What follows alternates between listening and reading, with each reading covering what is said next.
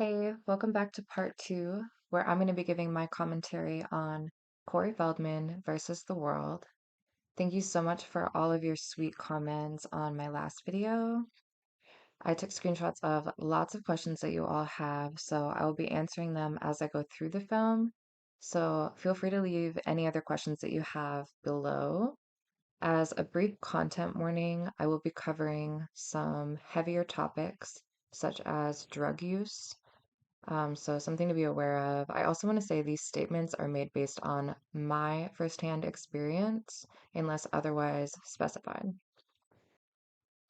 Before we jump back into the film, I just want to clear up some misconceptions that I've been seeing in the comments. The first is that Corey Feldman is not profiting off of this documentary, nor am I or any of the women involved in the film, as that is considered standard practice when it comes to documentaries. It's generally considered unethical for subjects of documentaries to be paid. Corey does not support this documentary, and he actually tried to legally block the release of the film. He sent a cease and desist to the director and the producers, the theater it premiered in, and the distributors, but he was not successful in stopping its release as he does not own the rights to the footage. He and everyone else involved signed a release to the filmmaker when he agreed to have the documentary made in the first place. As you might have seen if you've been following this, he eventually put out a statement saying he has no idea how this footage was obtained. This is just simply not true.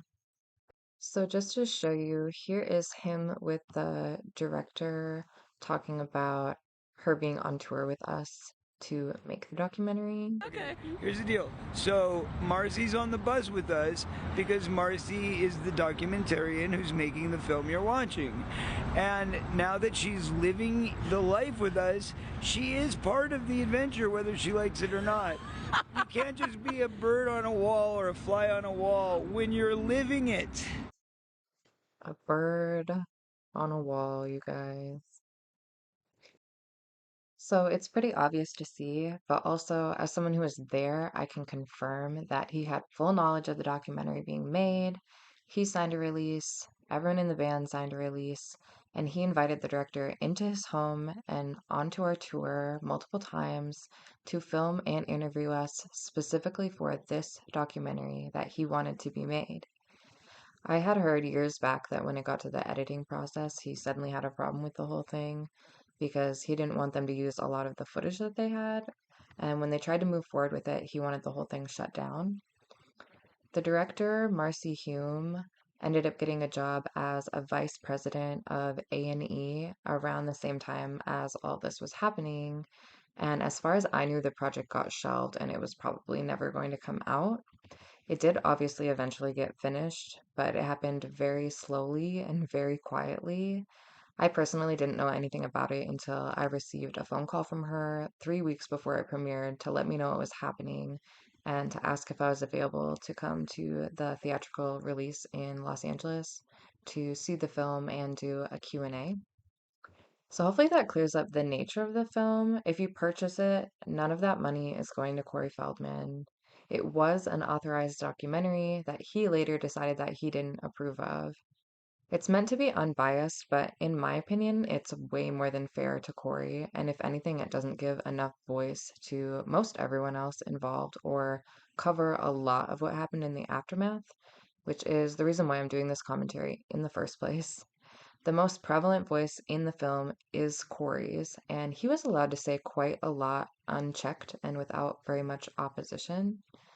There's no narration, so it gives no opinions. It quite literally is just real life footage, which begs the question, why doesn't Corey Feldman want you to see what was filmed? I highly encourage you to watch it and decide that for yourself. Personally, I find it really interesting that he's so bothered by something that essentially just holds up a mirror to him, especially because, from my perspective, it doesn't make any of it look nearly as bad as it actually was. On that note, the other thing I want to touch on is that I don't see myself as a victim, and I'm not saying any of these things to make anyone feel sorry for me. I filed criminal charges against Corey Feldman immediately after I left the situation, and I spoke out about my experience publicly back then. because I felt a responsibility to try and prevent other women from going through any sort of trauma. I did my best to do what felt right and whatever I could, but I also moved on with my life, as did everyone involved. I still go on tour, I get to make music I enjoy much more, playing songs that I write myself with people I love, and I live a life that I'm really grateful for. When the director reached out to me, I missed her call because I was getting a massage on a beach in Mexico. I had no plans to ever speak on this subject in this manner, but when I saw the documentary, it really felt like a big part of everything that happened was missing. So I'm simply telling you my side of the story. I don't think any of the women involved are claiming any kind of victimhood or looking for pity. I'm certainly not, and I personally take full accountability for the choices that I made. Similarly, I do also believe that Corey Feldman should be held accountable for his actions. So, with that said, let's get into it. I did get one comment concerning the times I had to jump the gate to get in and out of the property, which I had talked about in my last video. Someone mentioned that there would have been a keypad to access it, so I just wanted to clarify that there was a keypad. I was never allowed to have the code to it, nor were any of the women, as far as I know. The gate was expected to stay closed at all times for security reasons, so I still needed someone inside to open and close the gate for me if I wanted to get out or back in. So while there was not a literal rule that I wasn't allowed to leave, it was made inordinately difficult for me to do so. And then there was times that I was reprimanded for things as simple as going for a walk or getting something to eat. So I preferred to avoid Corey knowing I was leaving whenever possible, and I quickly learned how to scale the gate to get in and out when I wanted to. So with all of that covered, let's get back into the film. His name is synonymous with the decade. Movies like The Goonies, Stand By Me, License to Drive. He's always had a passion for singing, and now Corey's got a double CD. It's called Angelic to the Core. Why this concept? Well, probably because I know that angels have probably saved me once or twice in my life, and I like helping them as well. That's why I created Corey's Angels, as a way to help girls who are like kind of lost and needed to find their way to make their realities, their dreams. Let's do this. We're gonna go for Take it. it away. That girl's face when he says that kills me. This is the only piece of this that I'm gonna really show, and just because I wanted to say how much I hate this narrative that he pushes, that every woman that he hires is some kind of lost girl. I was doing just fine before I met Corey Feldman. I didn't need his help. It actually put me into a pretty bad situation financially because it was months before we had any gigs that we got paid for. When I mentioned that I was planning on finding some work after I moved in, he told me that he did not want me working and that as long as he was providing me a place to live, that it was expected that Corey's Angels was now my only job. He assured me that he would take care of whatever I needed in the meantime before the tour, but he didn't provide anywhere near the lifestyle that I was providing for myself prior to this. And when I finally did start getting paid, while I was really grateful to be making some kind of a living just as a musician, it was still a huge pay cut from what I was earning previously.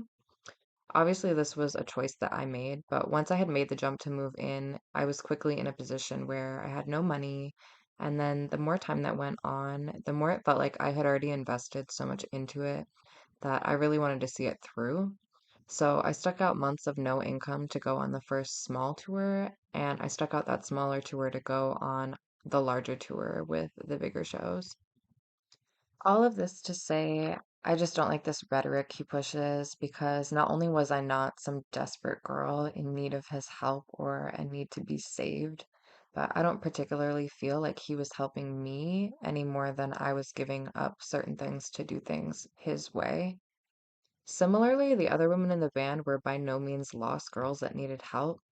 Margot gave up a job as the music director at the School of Rock in LA to take the gig, and Marissa and Jimena were fresh out of the Musicians Institute, and I'm pretty sure one of them even had to delay their graduation to take the job. I looked at it as an opportunity to go on tour for the first time as a musician, which had always been a goal of mine.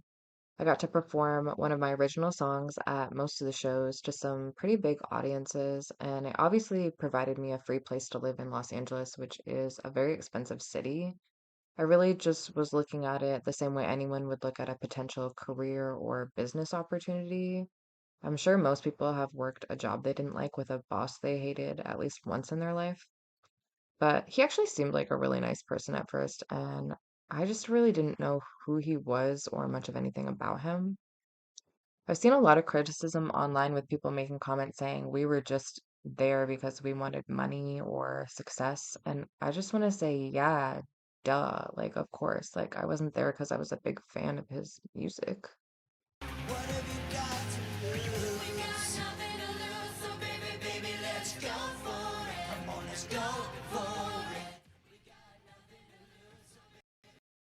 She's not playing the guitar. Well, that guitar plays itself, bro. Yeah. Look at this outfit he's wearing. Oh boy. What kind of drugs is he on? All of them? So, this is the first question that I'm gonna really answer because it was the question that I got actually the most, and it gets conveniently brought up right here where we left off. So, I hate to ruin everyone's fantasy about all the cocaine that he's doing and the 20 balloons of horse a day or whatever. On the other hand, he is not the 30 plus years sober that he claims to be. So, let me break it down for you. While he's not doing literal heroin, he told me that he has a prescription for Oxycontin, which he gets one of his doctor friends to write for him. And one of the girls that was living in the house told me that he would chop it up and snort it with her on a daily basis. I can't say with complete certainty that he never does cocaine, but as someone who partied with him quite a bit, I never saw it personally. I only ever drank with him a couple of times. Once was on my birthday, very soon after I moved in, but we only had a little bit of Bailey's, which has a very low alcohol content. And the other time, I believe, was shortly after that when we each got one mixed drink in a club. So he's not sober, but he's definitely not much of a drinker either. And I felt like he only did that to try to get me to loosen up a little because he couldn't get me to use drugs with him at that point. The main party drugs that I saw him use often were MDMA, ketamine, and whippets. He really does love his whippets. And I did use all of those things with him eventually. Prior to living with him, I had only tried Molly once and I had gotten insanely sick, so I refused to use it with him initially the first few times he offered it to me. He put a lot of pressure on me to try it again, saying he was certain I had just been given Molly that was cut with something bad. He told me he was basically a doctor, and he assured me that his drugs were extremely pure and that they wouldn't make me sick. Eventually, I gave in and I let him give me a little bit of it in a water bottle. And he was right that his drugs were really good and I didn't have the same problem. So eventually, I was snorting lines of it like they did. I had never used ketamine before, and I did use that with them a few times too. We also smoked weed together probably every day, and I only bring that up actually because we performed at the High Times Cannabis Cup, opening for 50 Cent, Nas, and a bunch of other rappers. And High Times had actually offered to sponsor the tour and to give us a free tour bus to use with their name on it. And he refused the offer because he didn't want people to think that he smoked weed. And I thought it was crazy hypocritical, considering that he not only smoked weed, but he was even smoking it while he was driving us all around on the first tour. So I thought it was hilarious when I quit the band and I saw that he got busted for drugs immediately afterward. Performed a song from this very album. And when I say this is like the worst album of the year, it really is the worst album of the year. Like, I dare you to find an album worse than this album. Shout out to Anthony Fantano. His publication, The Needle Drop, was maybe the first to do an article on the documentary. Let me pull it up here. They actually mentioned me in it and that I had posted the trailer saying, if you know me, you know I've had a lot to say about my experience in Corey's Angels over the years. And then they must have looked to see what I had said because they ended up including this really old tweet of mine and quoted me as saying that I felt like Corey Feldman was going to literally murder me with drugs so he could fuck my dead body. Oh. So anyway, He was like so broken up about it. I mean, I'm sure it was really hard to see the internet blast you and your name and like say all this crazy shit, crazy, atrocious stuff. We were reading some of these tweets, and they bordered on just awful. I didn't even see some of it because I kind of stayed away from the internet, to be honest. I kind of just want to see the numbers. So the way this is cut together makes it look like I was already in the band, but I actually joined after the Today Show performances, specifically to be in the touring band. I'm sure we were reading some other mean comments here. There were plenty. That was actually one of my favorite parts about being in Chorus Angels. I actually enjoyed everyone's mean comments on my last video. So on that note, that is going to be my part two. Feel free to leave any comments you have below. If you're going to be mean, at least try to be funny and maybe use proper English because if you have to have your spelling and grammar corrected by a blonde stripper who joined a cult, that's going to be really embarrassing for you. So yeah, please hit the like and subscribe so you don't miss the next one. I'm going to be back super soon with part three. Thanks.